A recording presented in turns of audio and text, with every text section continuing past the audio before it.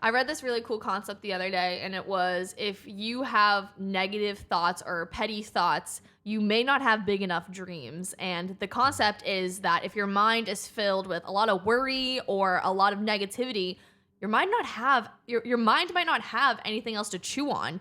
You know, if you're super excited about a goal you're working towards, if you have a dream that you're really aspiring to be, your mind's gonna go there on ways that can make it happen, on what you can do next, on people who are inspiring you. But if you don't have that kind of dream or goal, your mind's gonna get stuck on some petty shit. Yeah, I use affirmations a lot when I find that I'm going down a negative thought loop, because it's not like you're just instantly negative. You kind of have like, you know, a negative Nancy thought, and then like another one comes and another one comes and another one comes. And when I find that happening, I kind of just have to go, all right, enough's enough. Yeah.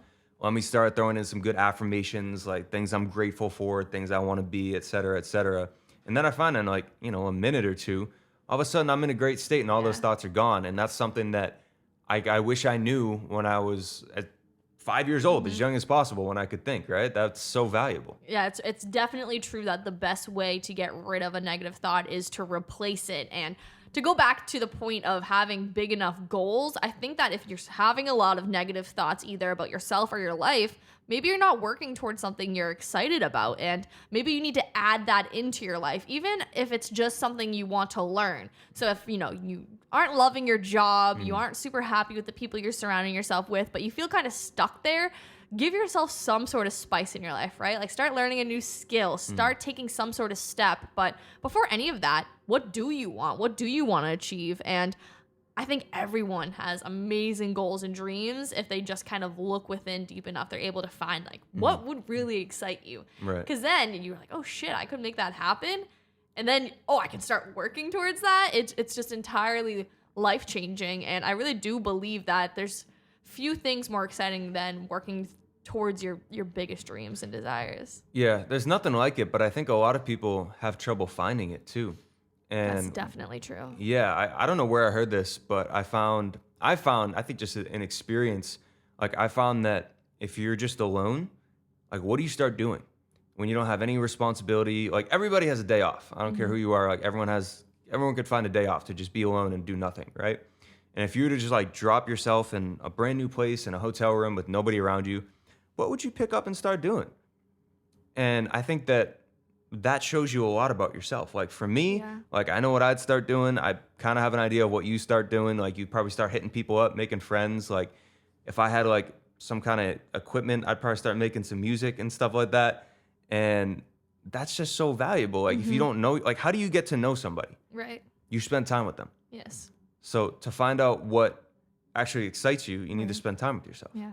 I think being excited is so important. Everyone deserves to be excited too. I think so many people almost think they're not worthy of working towards some huge goal or their childhood goal or some sort of crazy dream. Like, yes, you are. Life is too short to not go after these crazy dreams. Just go for it. Because, yeah, achieving it might seem difficult or far out, but even just working on it and being in the process is so, so, so worth it.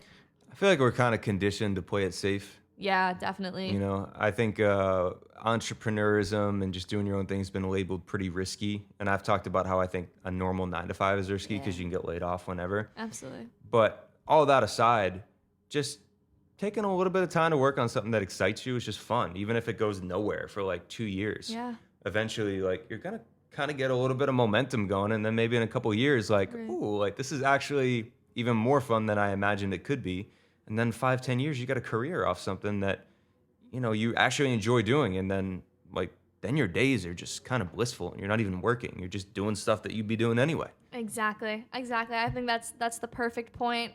I really think that we're also conditioned to believe that dreaming is for kids and to have like these huge goals. It's childlike, but it's quite the opposite. It's the point, you know? We don't have to be anything that we don't want to be. In fact, we can be something that we might not even think is possible. So I think it's really important to find what that means to you and then start working towards it. Yeah, spot on. I think a lot of people talk about the inner child nowadays too. Yeah, for sure. Like, there's nothing wrong with being childlike. I think it's one of the greatest qualities that you could ask for.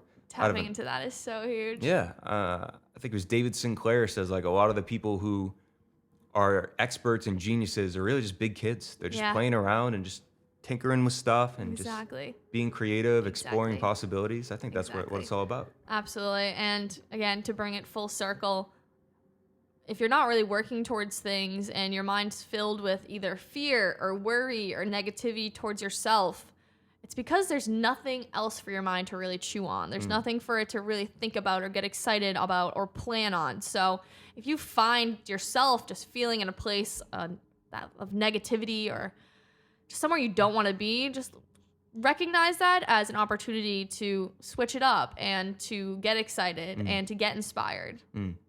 Yeah, I mean, rock bottom serves as a great launch pad, right? Always. Yeah, I think that's a great I point. love it. Love it.